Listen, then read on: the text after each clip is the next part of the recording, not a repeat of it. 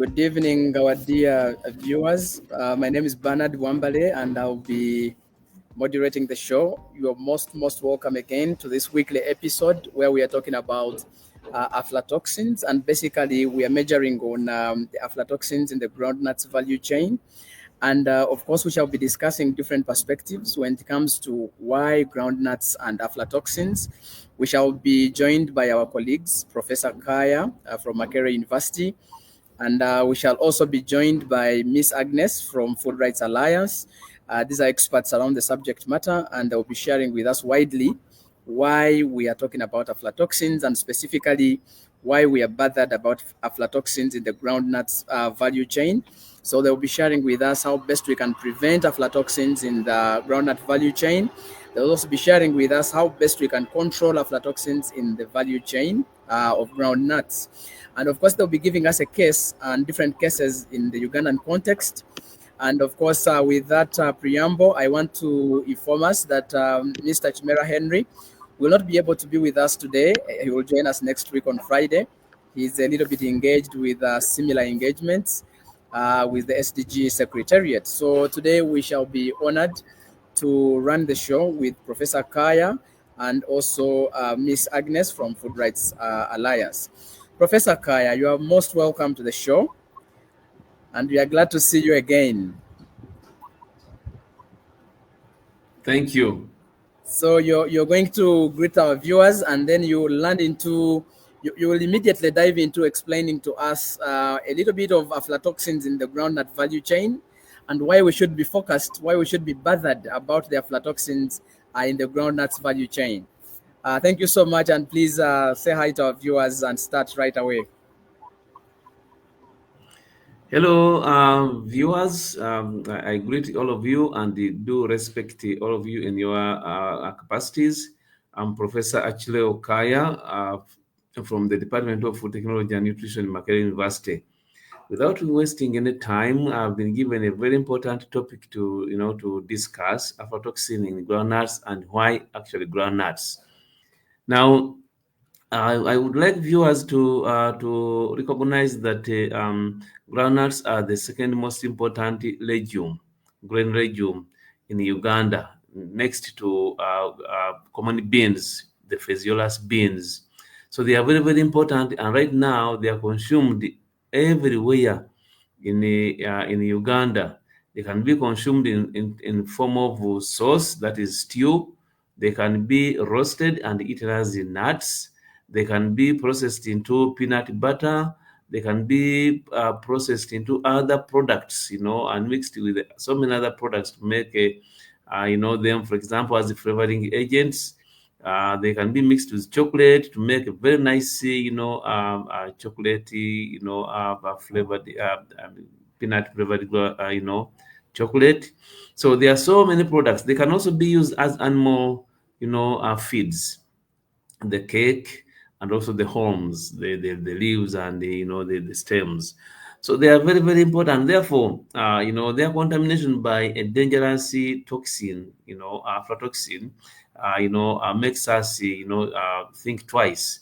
And I'm sure that's why the president came out strongly to caution traders that if they don't improve on the status of handling the groundnuts, preventing the conditions that predispose them to aflatoxin contamination, he was going to ban selling of, shelled groundnuts.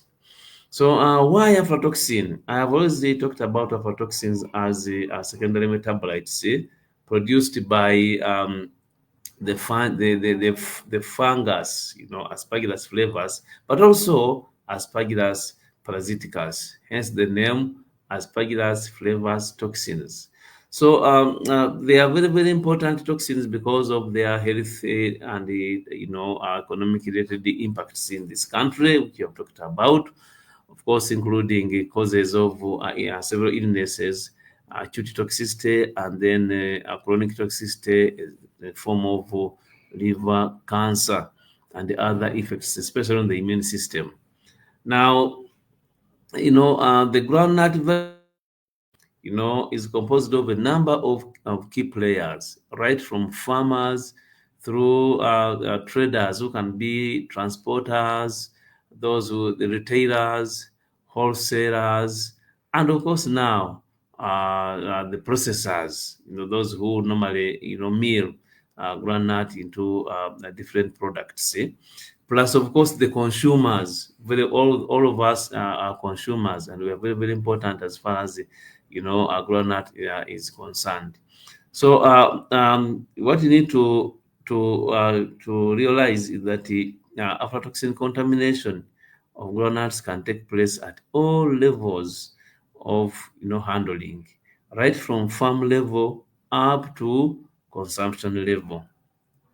So let me talk about the factors that predispose groundnuts, at farm level.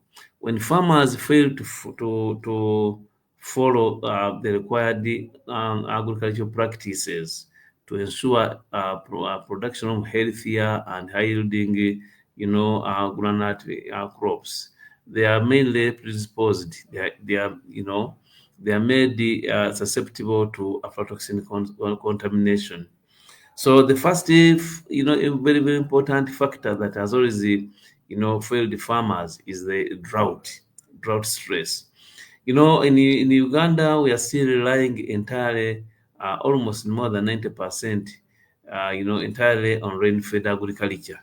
So if we don't time planting very well, or if as a result of climate change, drought comes in, and these groundnuts are found in the soil still growing, the pods are forming, they are not yet mature, they can be stressed and then they kind of crack.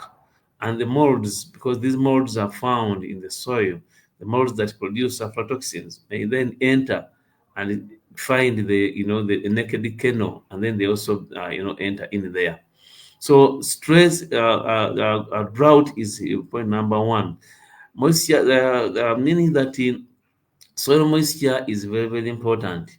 So if there is drought, it is recommended that at least irrigation should actually take place. That's why developed countries, are better, managers of aflatoxin pre-harvest, because they can do the irrigation and ensure that the groundnuts have got enough moisture in the soil so that they are not actually stressed. So what you need also to notice is that aspergillus flavors is a mold that is actually very resistant to high temperatures, high soil temperatures. So why? Because it is actually thermophilic. So when the soil temperatures are high during drought, the mold will thrive very well, and also contaminate the pods of groundnuts, and then enter into the kernels and produce the aflatoxins. So it's very very important, therefore, that you time the planting to ensure that at the beginning of the season you have planted, so that when rain comes, it finds the crop and then it grows very very well. Now, the other soil condition that is very, very important is actually the presence of important minerals like calcium in the soil. This mineral calcium plays a very, very important role in ensuring that the pods are strong enough, they don't crack easily to allow the molds to enter. So lack of calcium has been associated with the increased levels of aflatoxin contamination pre-harvest, because the cell wall of the pods of those shells, is weak, and therefore anything can actually damage and they allow the molds to enter into the nuts. So it's very very important, therefore, that you ensure that you have applied the fertilizers which are rich in the calcium, of course including lime. It's very very important. In fact, they talk about liming, when you're preparing the soil, to ensure that you add lime, and then after that you plant. Of course, that's why we need to have extension officers, agriculture extension officers, to assist our farmers, to ensure that they follow those kind of recommendations. Then, where farmers have also, messed around with the crop, is to delay harvesting the crop. Once the crop has reached the physiological maturity, the groundnuts, and there is enough soil moisture in the in there, the groundnuts can actually even germinate and inside the pod, and then they crack the pod, making the molds enter and produce the aflatoxins. So you need there to make sure that as soon as the groundnuts have reached physiological maturity, harvest them, and then after harvesting, remove them from the soil, and then pluck off quickly, and they start the drying process. Some farmers leave groundnuts, in the field for some time, and then rain may actually find them there, soaks them. Through the process of rewetting, they can actually mold very, very fast. So you need to pluck off the pods from the homes, from the plant, and then take it for faster drying. So during drying, it is very, very important that actually groundnuts are dried off the ground. So they need to, most farmers now put them on bare ground. Dry them off the ground, use a tarpaulin, or if you have got cemented floor, it's very, very important. If the quantity of groundnuts is small, you can even use raised structures, wire meshes, etc. But at least use a tarpaulin, which is, if possible, black, so that they can dry faster. And then when you use the tarpaulin, of course, should rain come, like in case of Uganda, because we don't have a true dry season, rain continues to come even during the dry season. You can very easily, gather them, and then you cover them using a tarpaulin, so that is they are not actually soaked by rain. Now, the drying period also should be as short as possible. If possible, we need to use dryers. I observed the use of dryers, like in the US. And also, there are some small scale dryers, I think, which can be availed, so that you dry the groundnuts within 48 hours. But here, we take a long time. You can even dry within a week or so. And the more you reduce the moisture content slowly, the more you allow the molds to grow, which are in the nuts, and then they produce aflatoxins. Now, the other challenge that is always on farm is shedding. This can be on farm and also off farm. When you are removing groundnuts, the kernels from the shells, people use machines, and there are different varieties of groundnuts. Some are small seeded, others are big, large seeded. So if the adjustments within the machine that is actually doing the shading is not done properly, they can break, and once they break, they are exposing the foodstuff to contamination, and that's very, very bad. And during the processing, people do not actually separate the broken kernels from those which are not broken, and then they make a mistake. So the other aspect is actually proper sorting. You need to, in fact, before I even shell, make sure that those groundnuts which show symptoms of decay, symptoms of rotting, are removed. They are not mixed with those that are going to be shelled. And then even after shelling, make sure that you remove the diseased and those shriveled, groundnuts, because chances are that those contain high levels of aflatoxins. So after shedding, it is very, very important that you do proper cleaning and then sorting to ensure that the sound, kernels are the ones which are, taken for onward, processing, whether it is milling, direct milling, or roasting, etc. So very, very important indeed. Now, during processing, make sure that you actually process only clean, sound, groundnut kernels.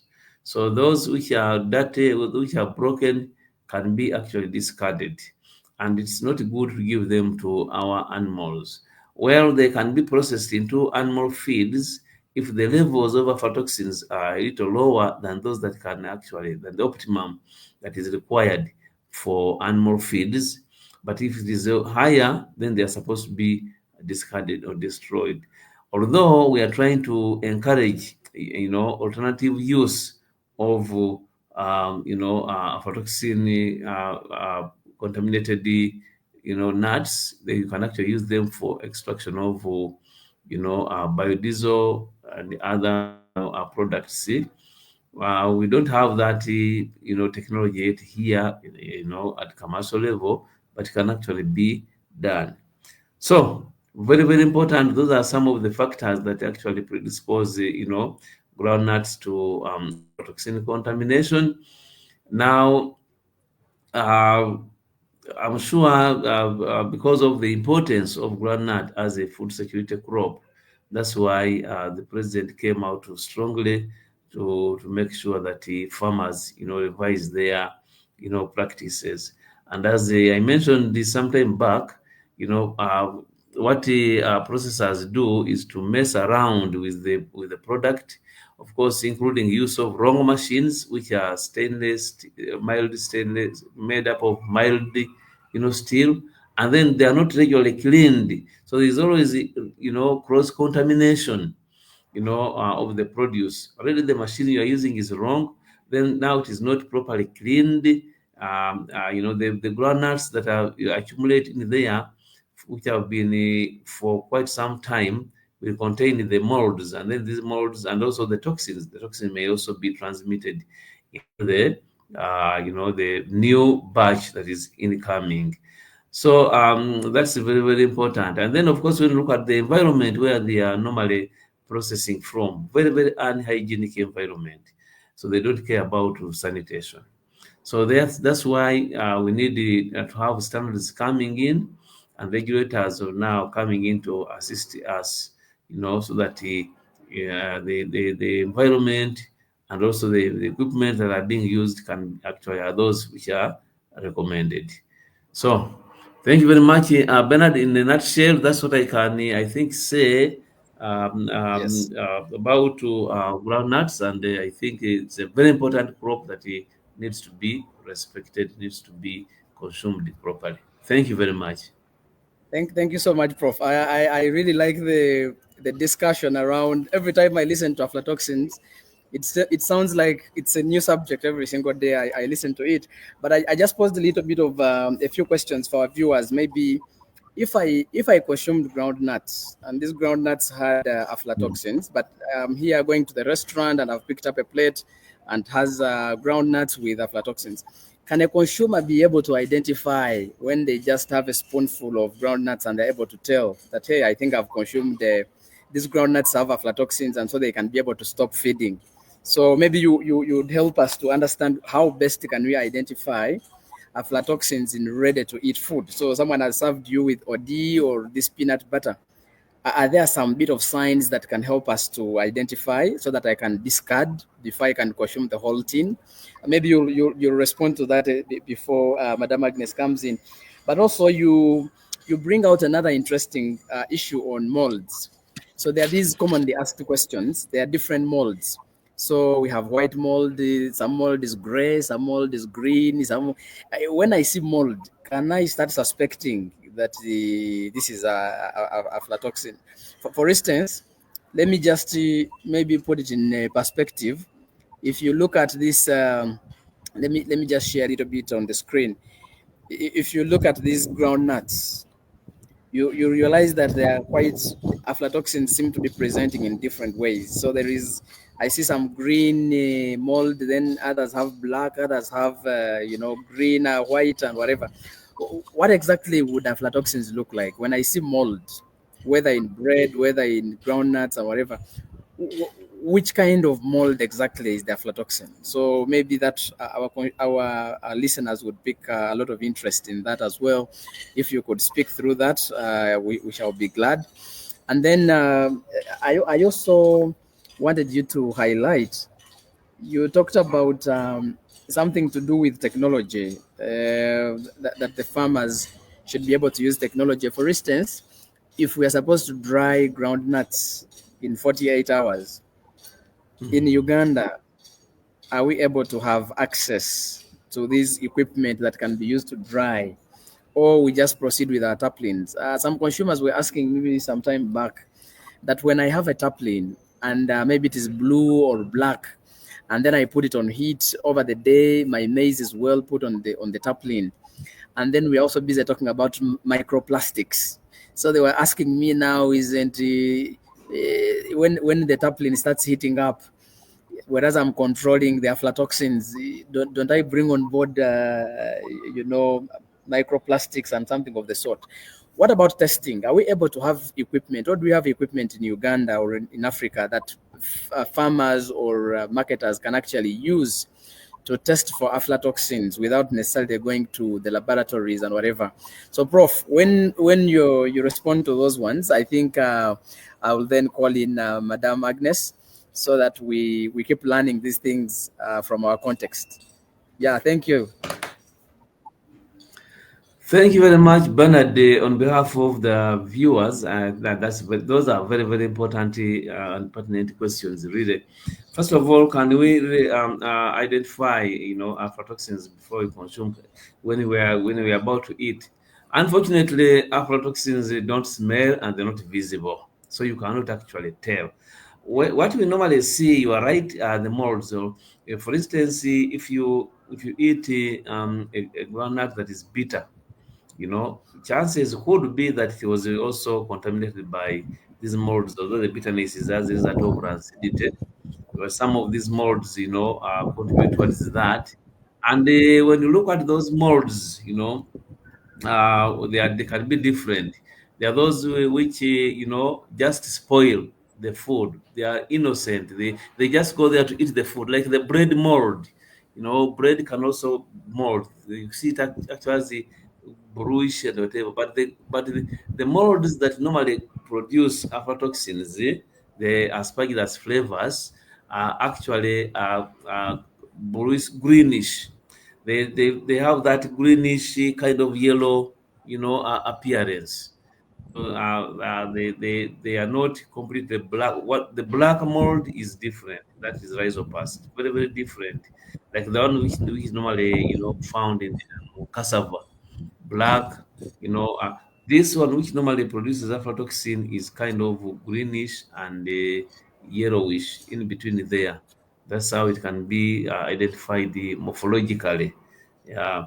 So not all molds actually produce aflatoxins. So sometimes you can see molding and then the toxins are not actually there. But that particular mold known as aspergillus flavus or aspergillus parasiticus is one which is very, very important. Then secondly, you say in Uganda, can we access the dryers? Yes, the dryers can actually be accessed. If you go to Namalele,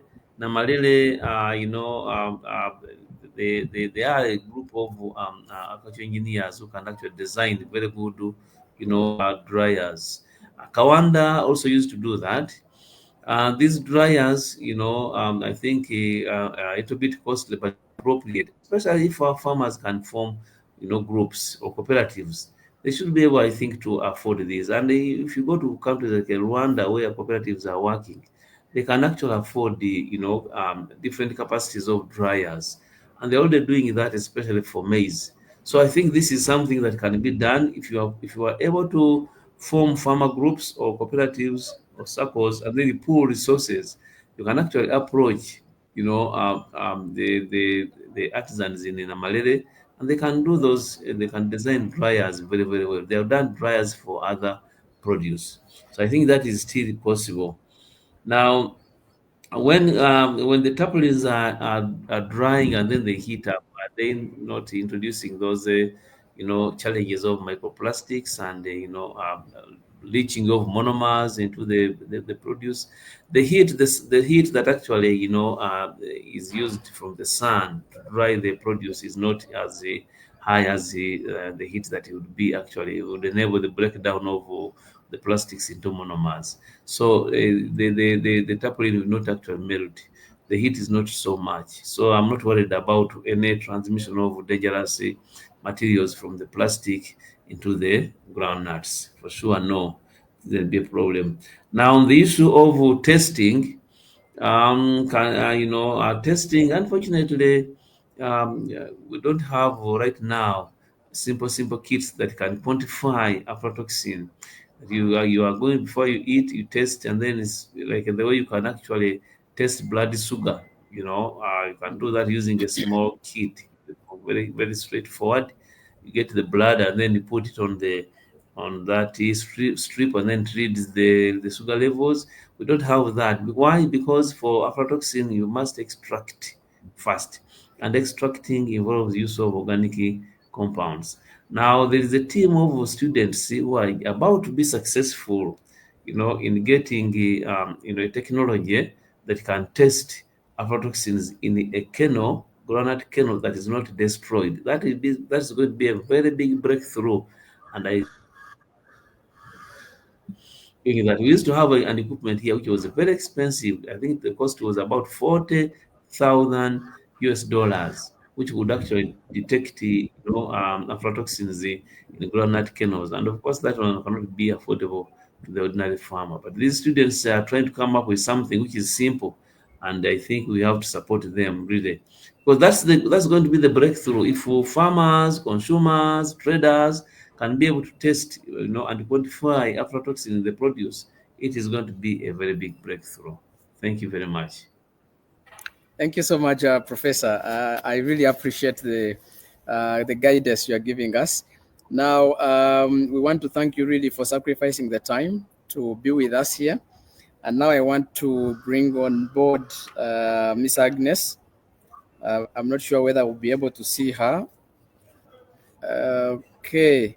So, Miss Agnes, just to be sure that you can hear us.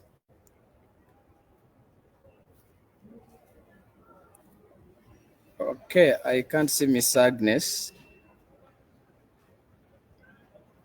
Okay. So as we wait for Miss Agnes to rejoin us, we have seen that many farmers they don't want to make a loss. And so what usually happens is that they can produce, even traders actually, when they're about to produce and then they realize that they are broken kernels, they are broken whatever, they even have better quality groundnuts, but because they need, I think, a lot of money or so, they will keep getting this money. And then they mix the groundnuts that are good, mix them with those that are actually bad, and then they make some bit of concoction of things. And at the end of the day, the groundnuts that were well off are mixed with those that are bad, and certainly those which are bad, of course, will have to contaminate the others. So we have seen all these bad practices happening that Professor keeps talking about. How do we make sure that food safety is looked at as, something that belongs to all of us? Because even when you are the one taking these groundnuts to the market, you will still find them and you'll eat them, though in another form. So I think it's an issue of morality. It's an issue of the morals of people who are handling the food. And I think as we are talking about food safety, we need to bring in the morality bit of it. How do we ensure then that everybody looks at food as something that they must bother about? Madam Agnes, you're welcome again. Your turn is here. Madam Agnes, I just want to confirm that you can hear us before I can give you the microphone. Madam Agnes, are you able to hear us? We are not able to hear you. We see you want to speak, but we are not able to hear what you're saying. Just to be sure that you can hear us, you are actually muted. Okay, so you can speak and we see. No, we can't hear you, unfortunately. We can see your mouth moving, but we're not able to hear the words, unfortunately. We are sure you can hear us, but we cannot hear you.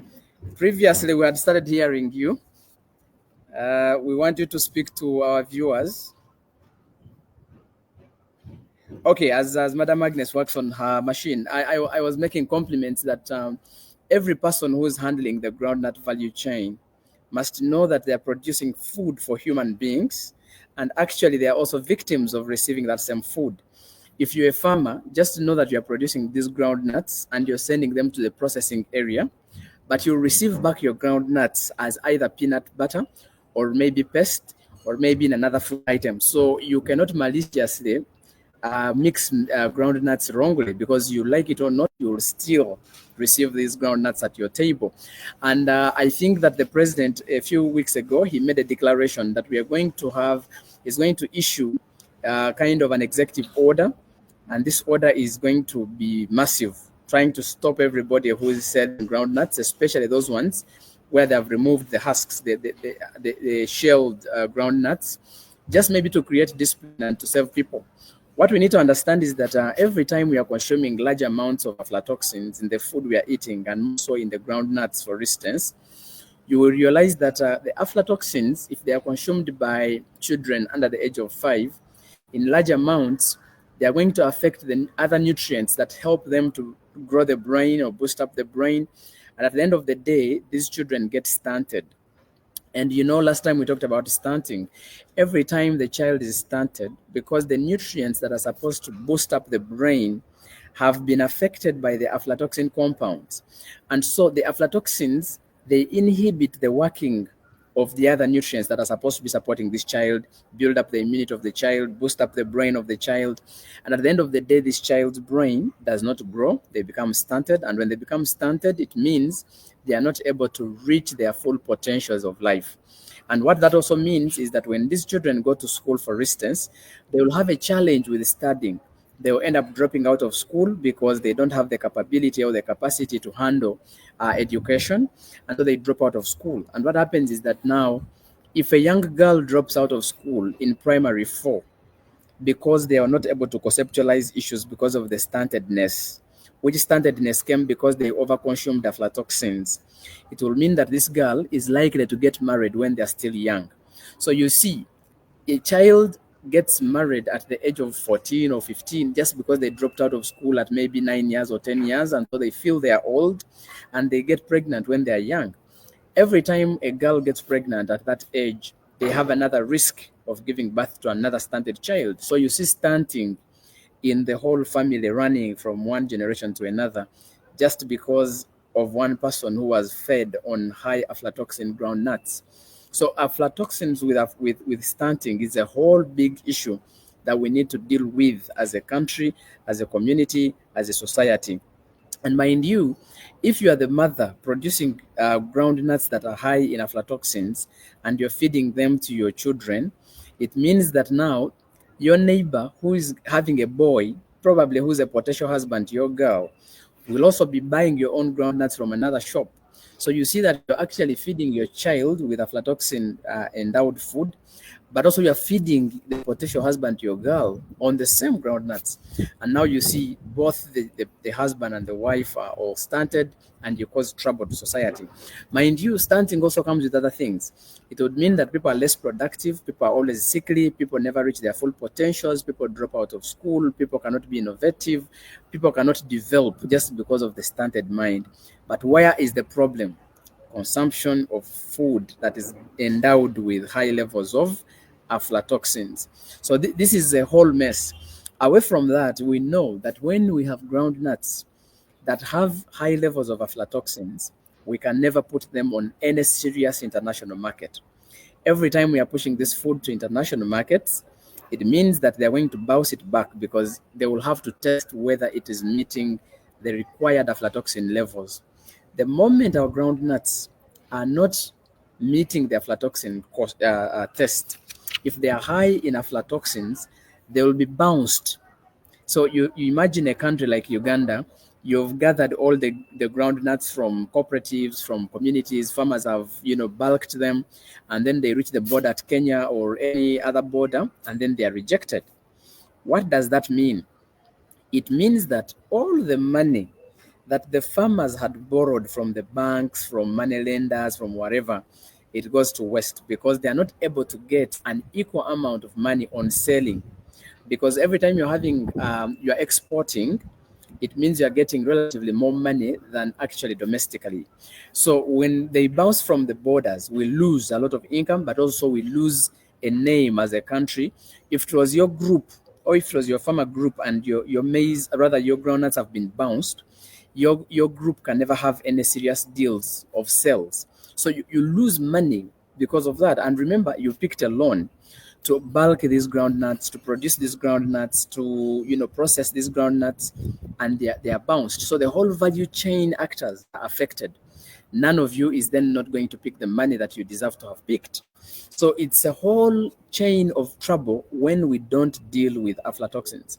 That is why traders, it is an issue of the traders who are trying to mix up things here and there, and they contaminate the whole batch or the whole transaction. And at the end of the day, all value chain actors, the farmer, the marketer, the second hand person, everybody goes on loss.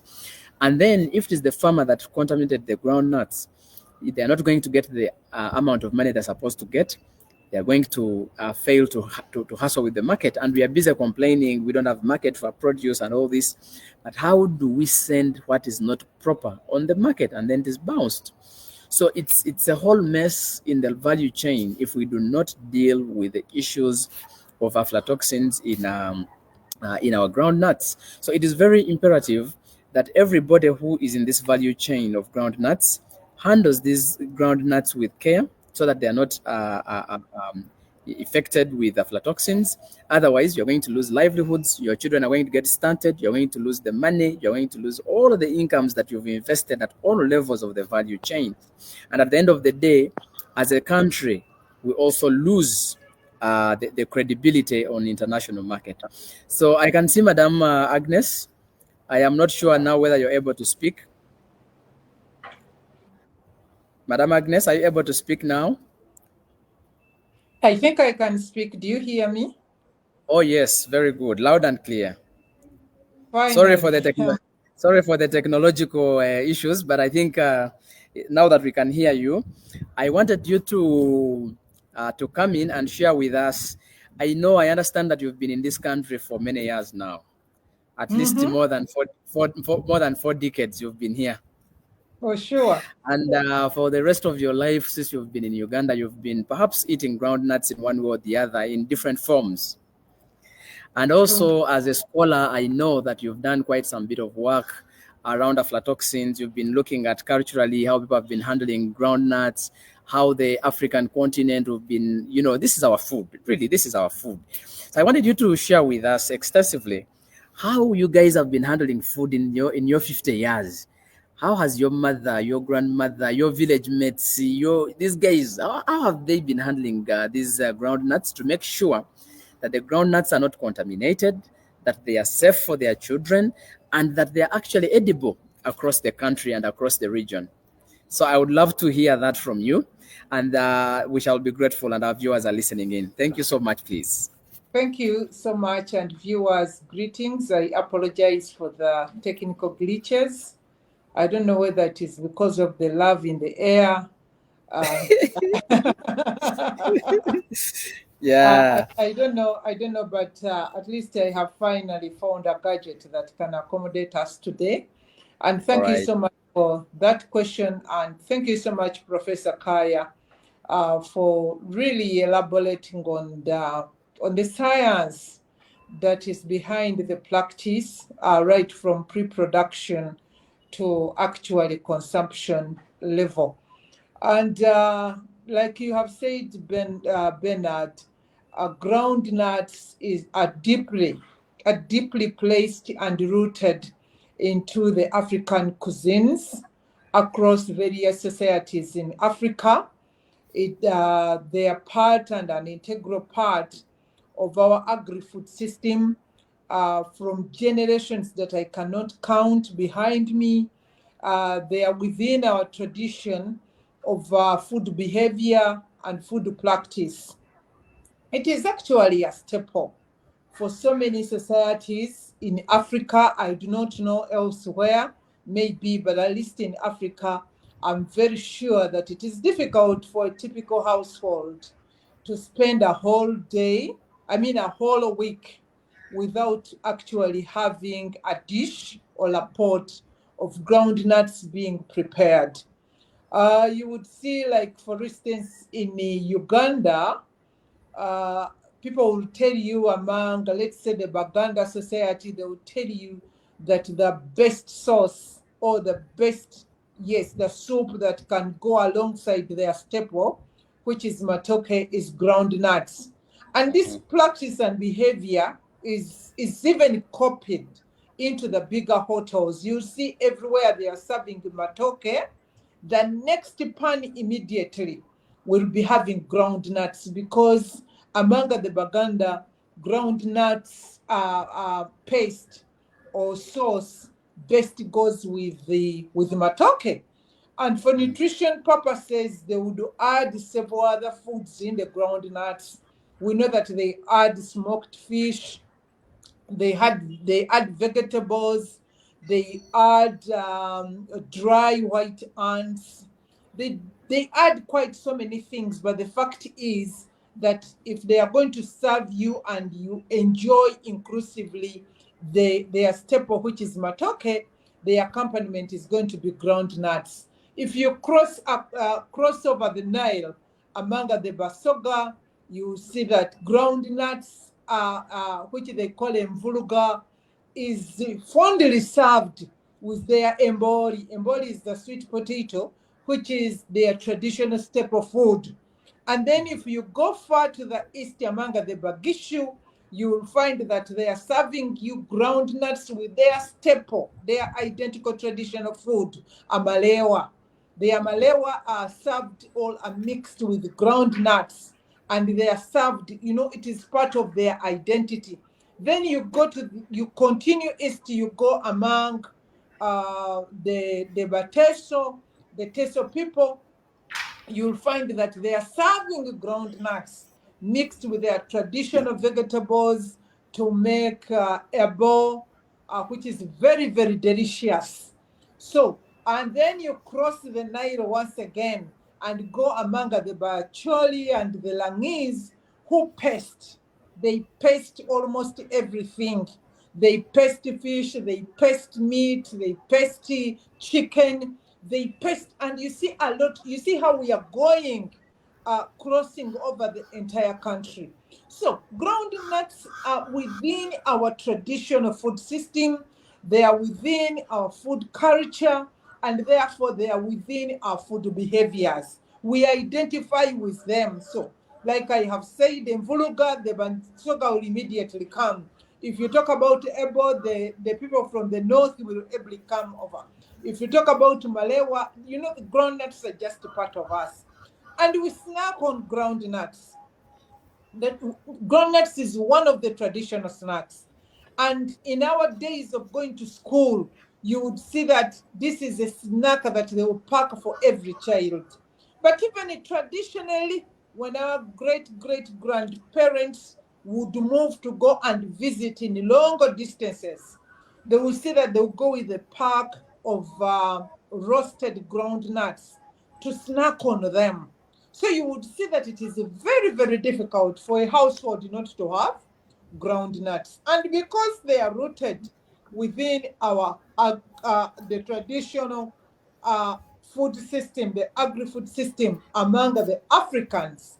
Interestingly, Professor Kaya, the people in Africa, these societies that I have told you about in Uganda, the traditional societies, I don't know whether they knew that aflatoxins exist, but the issue they knew is that when the groundnuts are kept open and left in the air, they become bad food.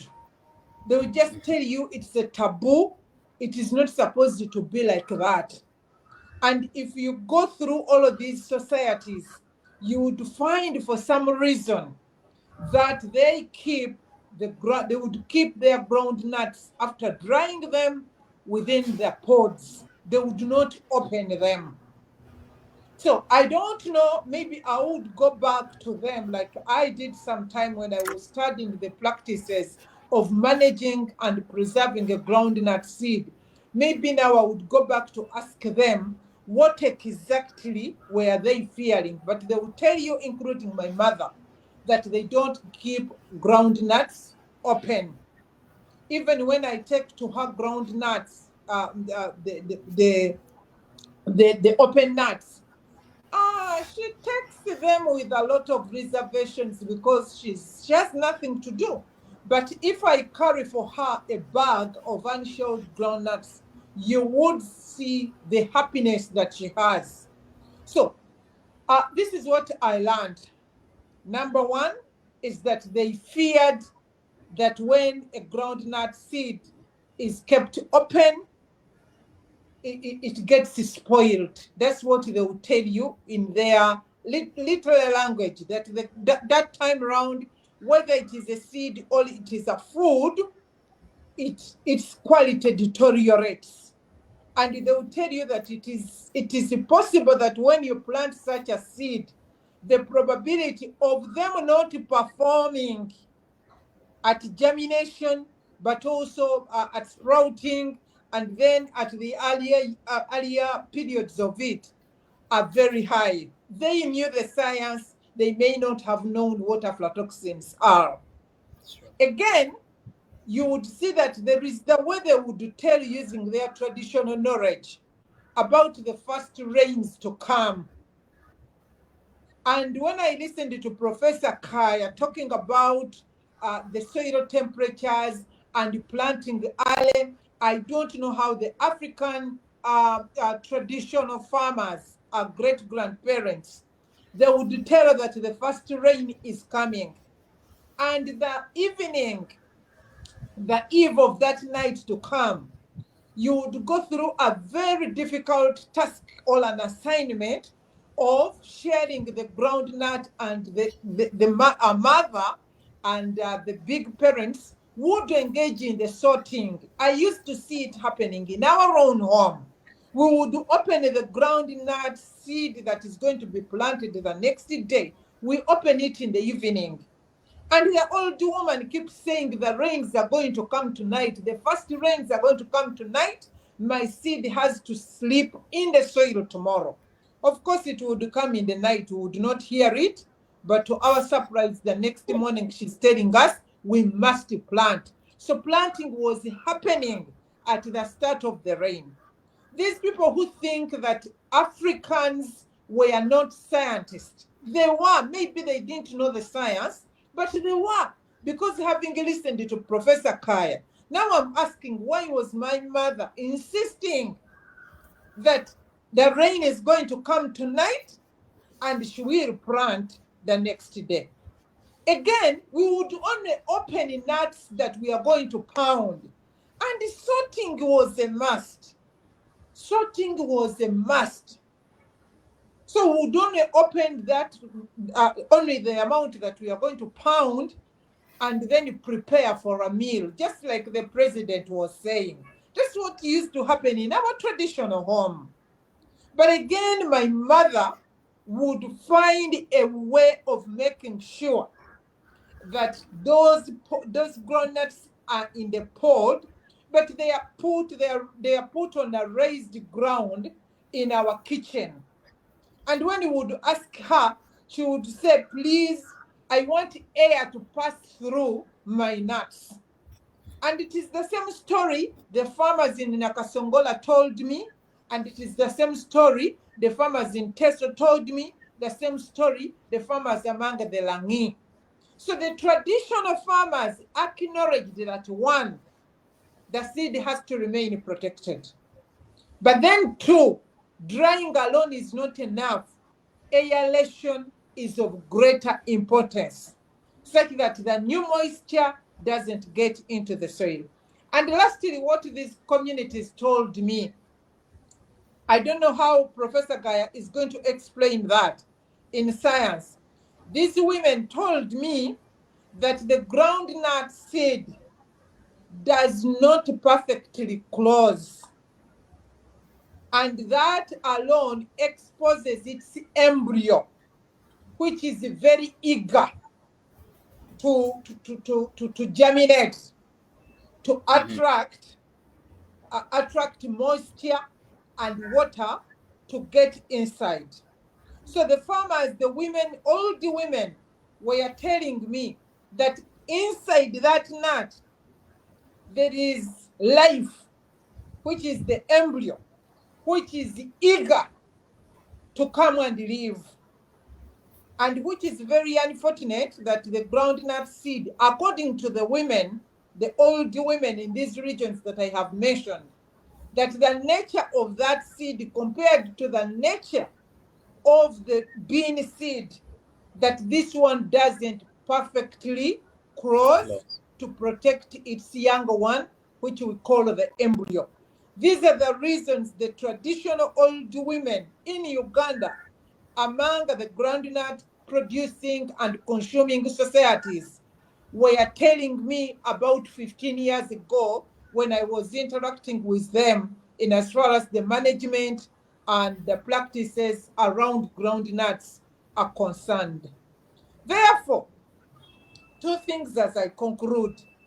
Number one, people coming to us and calling our traditional food behaviors devil, satanic, barbaric, out-fashioned, rudimentary is also one reason why we threw away what we had, not giving an opportunity to scientists to learn from this traditional knowledge and then prepare it further to provide solutions to the African agri-food system.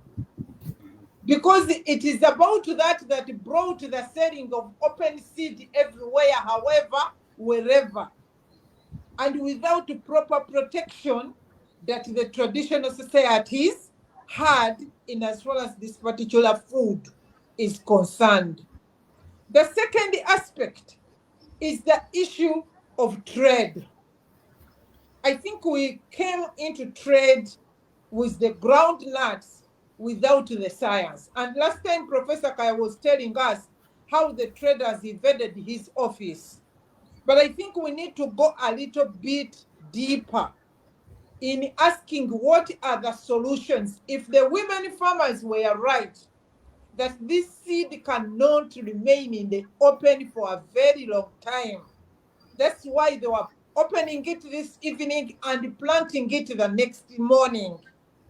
Then in the era of market, in the era where seed is in the market, do we have sufficient and appropriate technologies, Professor, to keep this seed safe?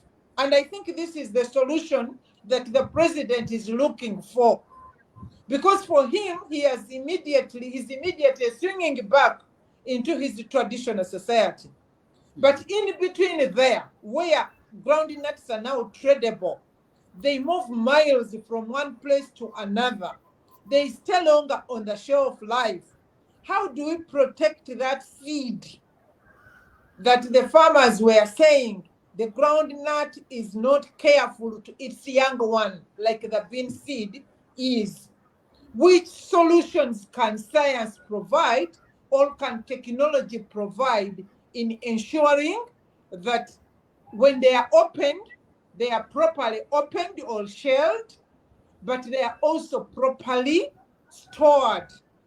And for how long can they be stored to ensure that extra moisture, unnecessary moisture, does not go through these nuts as they spend months in stores? They are carried on vehicles. By the way, the farmers were also, Professor Kayu will explain to us the science about that. It's about the coat, all of the groundnut skin that is so fragile, it can easily get off. These were other reasons that the farmers were saying that even its coat is very, very fragile. It's a very beautiful seed, but it must be handled with care. Now we see them being shelled in Katakwi, bags thrown on the lorries. They are driven on our roads that we properly know how they look like, unloading them from the trucks into the stores. It is about throwing and throwing and throwing and throwing. What happens to that skin? How do we protect that seed that it remains protected, just as our traditional farmers in Africa used to do? And lastly, greed. Greed for money. And Bernard, you have actually put it right, that yes, you can be greedy for money, but we assure you one great thing is that food just moves in rounds. So for you, if you see all these broken nuts, bruised nuts, rotten nuts, and all what you think that, okay, let us then process those into paste. Let us immediately put them into the machine and it grinds them such that professor's eye cannot spot them. That's greed. But while you're doing that, it is your relative that is going to eat them. And when your relative gets sick, it is going to be that very money that is going to be collected from the entire family to treat the relative, and the relative may not survive. African farmers, African societies were not that greedy. They were very conscious. They were very sensitive. They actually held food in their hands with a lot of dignity, something that is not currently happening.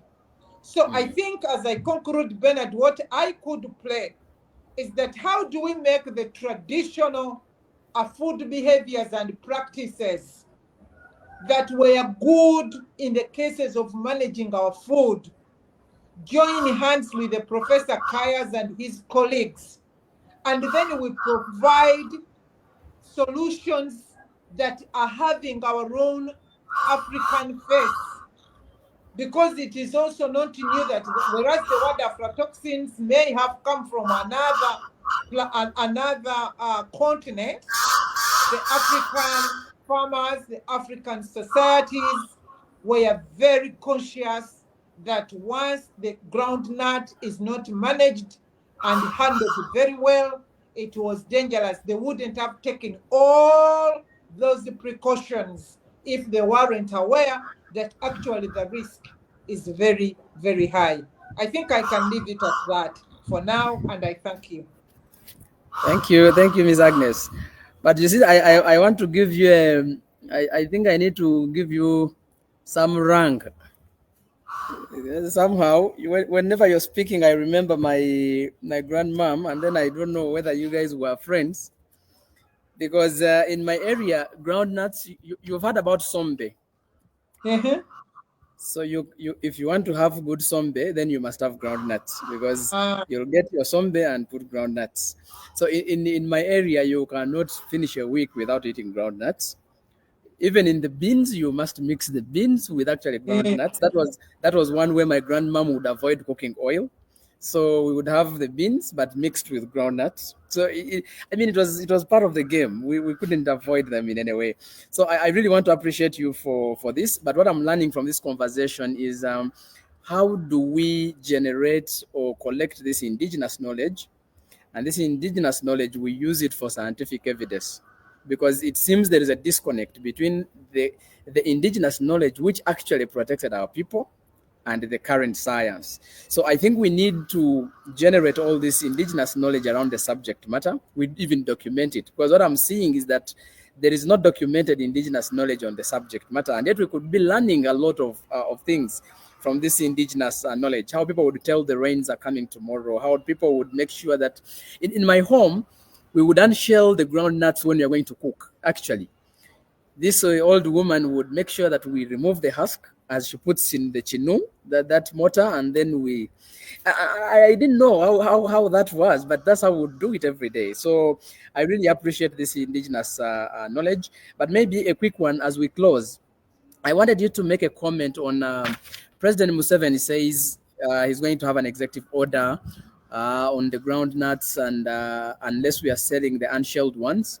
And now at the same time, the country is looking at agro-industrialization. We are looking at value addition, and we want it to be a contradiction if at all he decided that way. And in your opinion, and maybe representing the civil society organizations, what is our take around this executive order that the president talks about? I think the president is held between a rock and a hard place. And he also takes a fair share of the situation and the circumstances we find ourselves in. Yeah. Science has not advanced to the level of where we wish to go.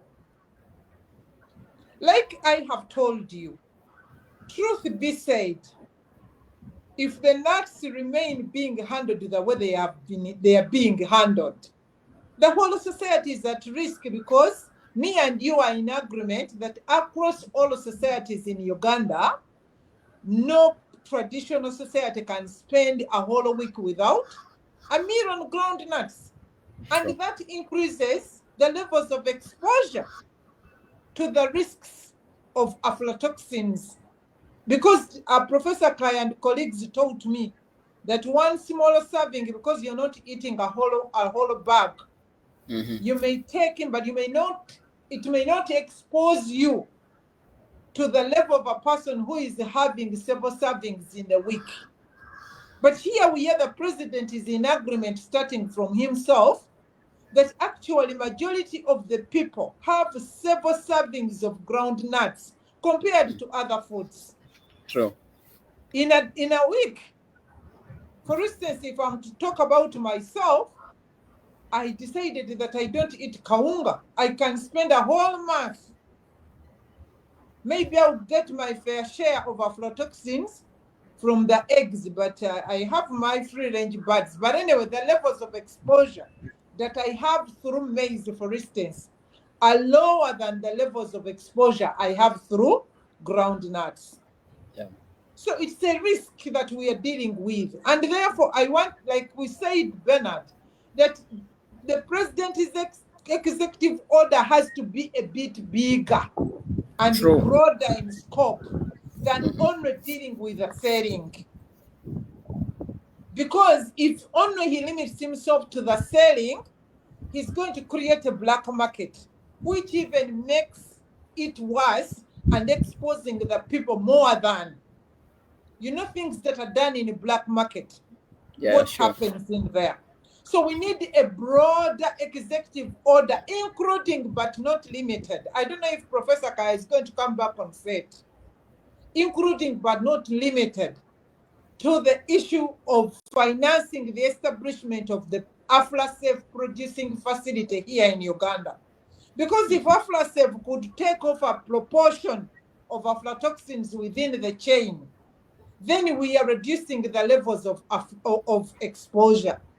But then the other is that we need more financing to the Professor Kayas of this world and his colleagues to provide alternatives on the upper level of the value chain. So agroindustrialization, as I get off on this, agroindustrialization does not necessarily mean that industrializing unsafe food. You are better off not industrializing at all. Because actually, you're distributing the risk to a much broader population than it would consume. So if we are going agroindustrialization, we can't go through it without actually working with the research and development. We need to intensify our investments in research. And if we don't do it using our own money, we should not think that other people are going to bring here money for research that is in our interests. You can be in those economies and spend a lot of time. Actually, they are going to tell you that research on corn, because corn is more intensive in their economies than groundnuts are in our agri-food system. Sure. So they are going to dictate the research agenda because it is their money anyway. So the people of Africa and others in the South, let our governments invest in our own research and development to match our development agenda. Less that the agroindustrialization is not even going to cross a village to go to another village, and yet we are targeting the entire market in Africa through the African Continental Free Market Area. We are targeting feeding people in Asia and elsewhere. And those ones are very strict. They only love to eat safe food. Thank you. Submit. Thank you, Madam Agnes. You make me feel like listening to this conversation again and again. But of course, now also our time is gone. We are about 4 minutes into our time. And Professor Kaya is also on another call. So I want to really appreciate our time. And I want you to say a regards to our colleagues there at FRA. And we shall meet again on Friday. but specifically speaking about aflatoxins in the animal feeds, so that we have a correlation between animal and human beings and how this can cross over to either. So I want to thank you, Madam Agnes, really for your time, for always sharing with us your ideas, sharing with us your experiences, sharing with us as a social scientist, sharing with us as now generational expert. I don't know, everything, etc. And of course, we appreciate our colleague Bongole in the studios. Thank you so much for really making sure that the show is on and running. And thank you, Kato Mukasa, who is also hosting us on this platform. We are very grateful to Humanist TV Africa for always giving us this opportunity to share with the wide masses. And we want to appreciate the listeners out there who are really following us greatly in huge numbers. Last week, we engaged about 7,000 viewers. So it's really interesting that people are interested in this subject matter. And next week, same time, we shall be coming on board with the same subject, aflatoxins in the animal feeds. And please don't miss the show next Friday, same time and the same channel. Thank you so much, and greetings and a happy weekend as we move on. Thank you so much. God bless.